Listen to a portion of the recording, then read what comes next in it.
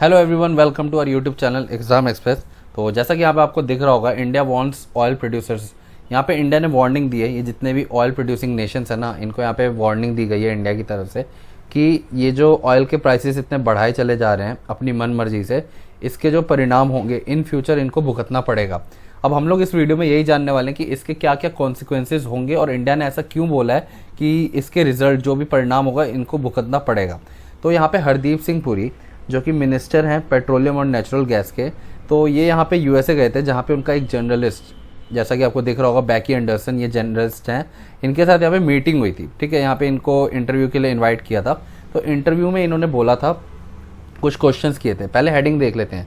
Modi government does not feel pressure, Hardeep Singh Puri takes CNN journalist to cleaners after she tries to guilt trip India about Russian oil purchase. तो यहाँ पे जो journalist है, इन्होंने यहाँ पे इंडिया को नीचा दिखाने की कोशिश की थी, जो इंडिया रशिया से ऑयल परचेज कर रहा है इसीलिए। तो इसी पे जो हरदीप सिंह पुरी बहुत अच्छा जवाब दिया इन्होंने यहाँ पे जर्नलिस्ट को। इसकी एक क्लिप है, वो हम लोग पहले देख लेते हैं। Certainly so, and welcome to the show. Been benefiting from discounted rates of Russian oil. Does the country have any qualms about continuing to buy so much, given that Narendra Modi has certainly expressed concerns over the invasion, saying now is not the time for war, now is the time to move into a path of peace? Let me first try and correct your perspective.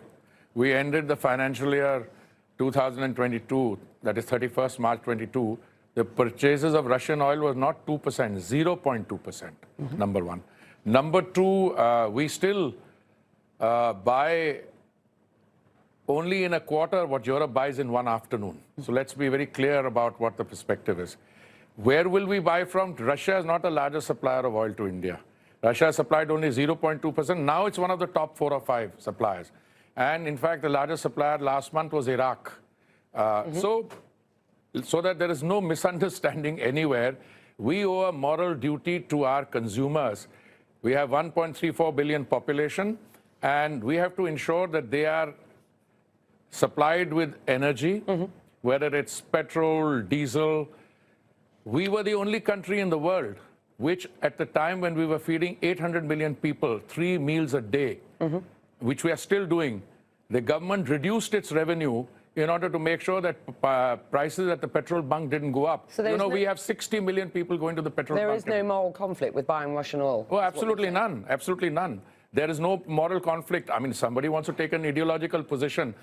Well, but we don't buy from X or Y. We buy whatever is available, and I don't do the buying. It's the oil companies who do the buying. Let's be quite clear. तो यहाँ पे उन्होंने बहुत ही करारा जवाब दिया जहाँ पे जर्नलिस्ट को, जिन्होंने यहाँ पे इंडिया को स्लैम करने की कोशिश करी, ये बोल के कि यहाँ पे मोदी जी ने कहा था यहाँ पे कि ये वॉर का इरा नहीं है, ठीक है, तो यहाँ पे पीस होना चाहिए।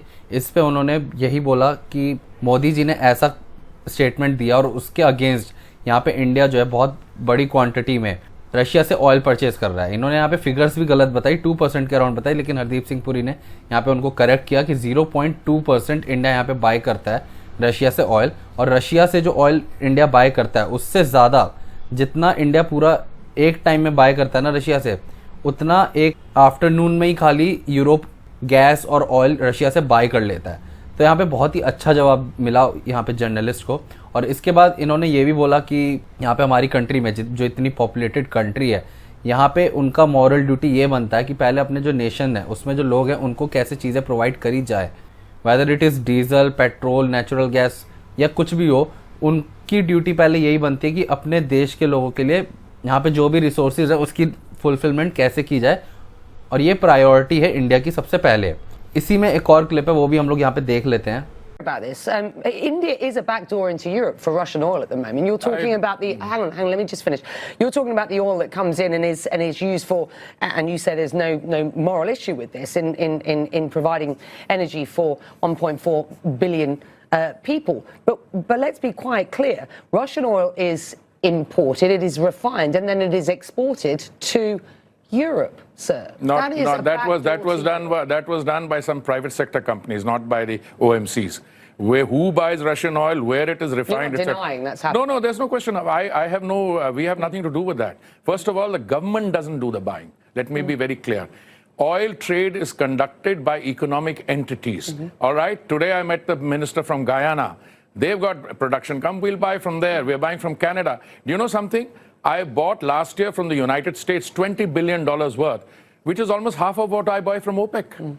No, we will buy oil, gas from wherever we can get it. What if the EU or the US were to ask India specifically to halt Russian oil purchases? Would I'll tell you something. First, you should address that question to the EU or to the United States. addressing it to you, sir, but with I'm respect. telling you, because if India did not buy or someone else didn't buy Russian oil, and if Russian oil were to go off the market, what would happen to international prices? These people would turn around and then the same, somebody's cutting supply, we have more people buying it, the price will go up to $200. Minister, with respect, I'm asking you a simple question. If the EU or the US were to ask India to halt I don't Russian address oil hypothetical. purchases- I don't address hypothetical questions. If the EU wants to come up with something, they will talk to us. We will examine what's in it. So what is on offer now? We have a situation where Hungarian oil can come in through a pipeline and it's exempt from the so-called price cap. Chinese oil goes through, Russian oil goes to China through the pipeline. It is exempt. Japan can buy it. So I'd like to find out whom the price cap is aimed at. Okay, And we'll have a good, let's talk about robust discussion on that. Because तो यहाँ पे फिर उसके बाद यहाँ पे हरदीप सिंह पुरी से ये भी बोला गया कि यहाँ पे इंडिया ऑयल खरीदता है रशिया से और उसको रिफाइन करता है इंडिया में खुद और उसको फिर यूरोप में जाके बेचता है। तो इसके ऊपर उन्होंने क्लियर बोल दिया यहाँ पे कि ये कोई भी प्राइवेट, जो इंडिया में प्राइवेट कंपनी है, किसी एक प्राइवेट कंपनी ने काम किया था और उस पर सैंक्शंस भी लगे थे उसके अगेंस्ट पे। और ये सब जो काम होते हैं ना, ये परचेजिंग ऑफ ऑयल वगैरह, ये गवर्नमेंट नहीं करती है। जो यहाँ पे प्राइवेट कंपनीज है ये यहाँ पे परचेज करती है ऑयल को। और इसी के ऊपर उन्होंने ये भी क्लियर कर दिया कि यहाँ पे इंडिया को जहाँ से भी ज़रूरत पड़ेगी बाय करने की gas and oil, India by करेगा। और उसके बाद जर्नलिस्ट ने ये क्वेश्चन उठाया कि अगर यूएन और यूएसए यहाँ पे इंडिया को मना करता है कि वो यहाँ पे रशिया से बाय ना करे तो इसके अगेंस्ट में क्या करेगा इंडिया।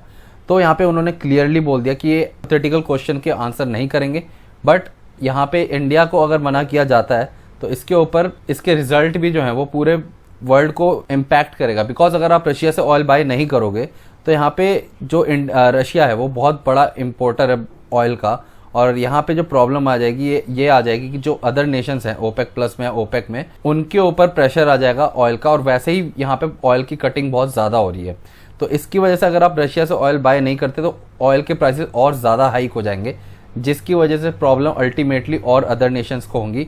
इसीलिए यहाँ पे यूरोप भी जो है, यहाँ पे इतना कुछ हो गया रशिया यूक्रेन वॉर में, बट यूरोप भी जो है अभी भी रशिया से बहुत बड़ी क्वांटिटी में बाय कर रहा है जो भी उसको इम्पॉर्टेंट रिसोर्सेज चाहिए, वेदर इट इज़ ऑयल और गैस, एनर्जी, कुछ भी वो रशिया से बाय कर रहा है यहाँ पे।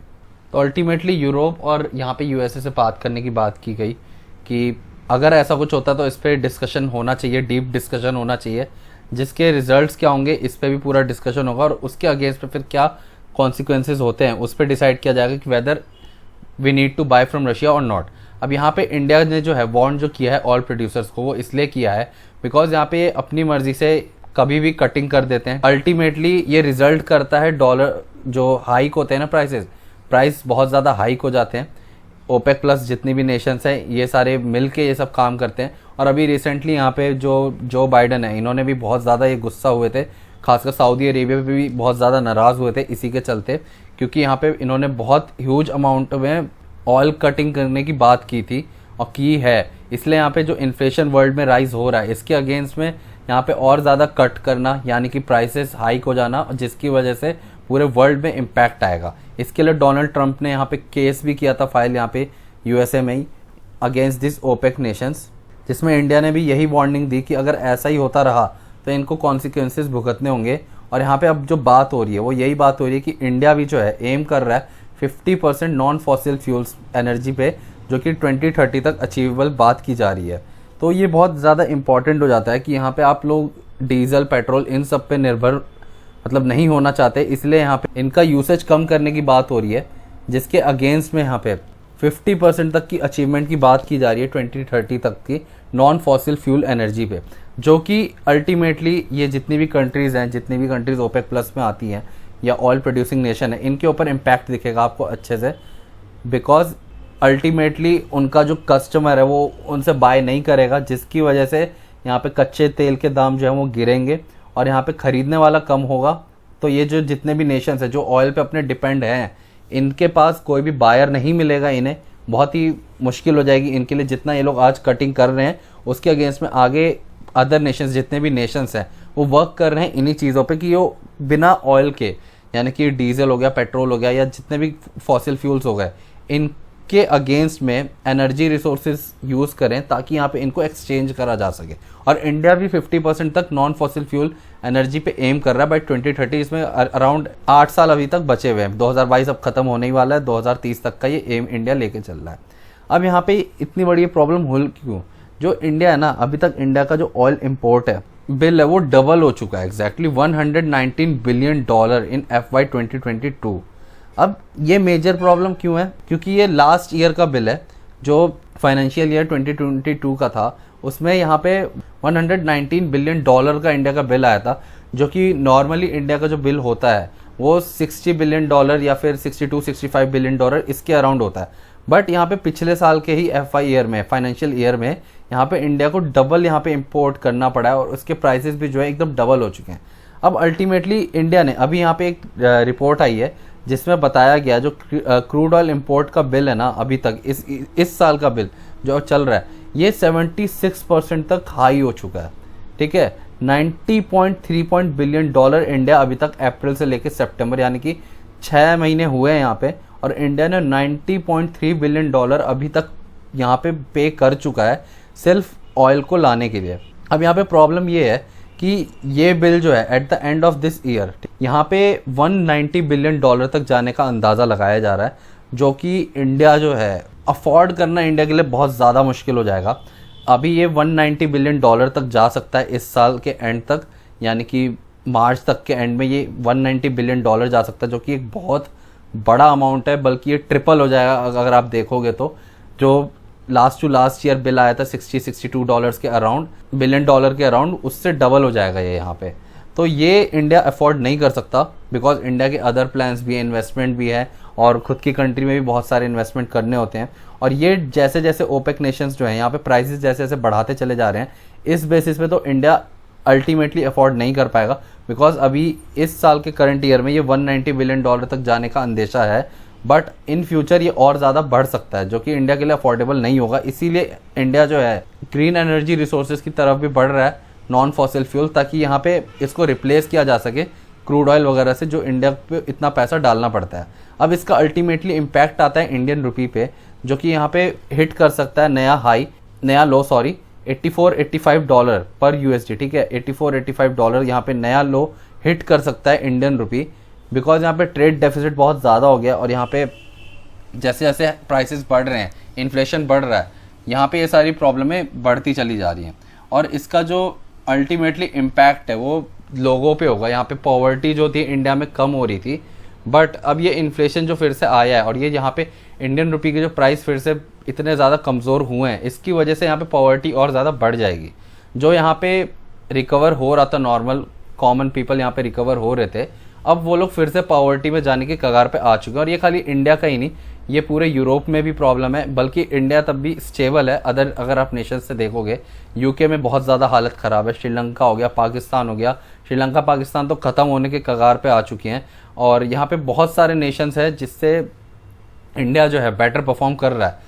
बट अल्टीमेटली ये एक लॉस ही है इंडिया का भी, अगर इंडियन रुपी इतना हाई जाता है। और यहाँ पे अंदेशा लगाया जा रहा है कि 86 रुपीज़ पर डॉलर के ऊपर इंडियन रुपी जा सकता है, जो कि एक बहुत बड़ा हिट होगा इंडिया के लिए, और ये मुश्किलें बढ़ा देगा इंडिया के लिए अल्टीमेटली। तो ये तो बात हो गई आपकी यहाँ पे कम्प्लीटली। और यहाँ पे जैसा कि बात चल रही है कि सऊदी अरेबिया भी यहाँ पे प्रिंस क्राउन जो है वहाँ के सलमान जी, वो यहाँ पे इंडिया में आ सकते हैं, तो इन सब पे भी बहुत ज़्यादा चर्चा होने वाली है। और यहाँ पे मैंने एक वीडियो भी बनाई थी आपकी, जिसमें अंडर सी केबल के थ्रू इंडिया को और यहाँ पे मिडल ईस्ट को कनेक्ट करने की बात चल रही है। वहाँ पे 15 मिनट्स में एनर्जी ट्रांसफ़र होगा, तो वो वीडियो आप ज़रूर देखें। यही पूरा टॉपिक जो है अभी इसमें और डिस्कशन होना बाकी है, जैसे जैसे अपडेट आएगा मैं आपको अपडेट करता रहूँगा, तो चैनल के साथ बने रहें। और अगर अभी तक आपने चैनल सब्सक्राइब नहीं किया हो तो चैनल ज़रूर सब्सक्राइब कर लें ऐसी इंपॉर्टेंट अपडेट्स के लिए। तो जल्दी ही मिलते हैं हम लोग नेक्स्ट वीडियो में, तब तक के लिए शुक्रिया।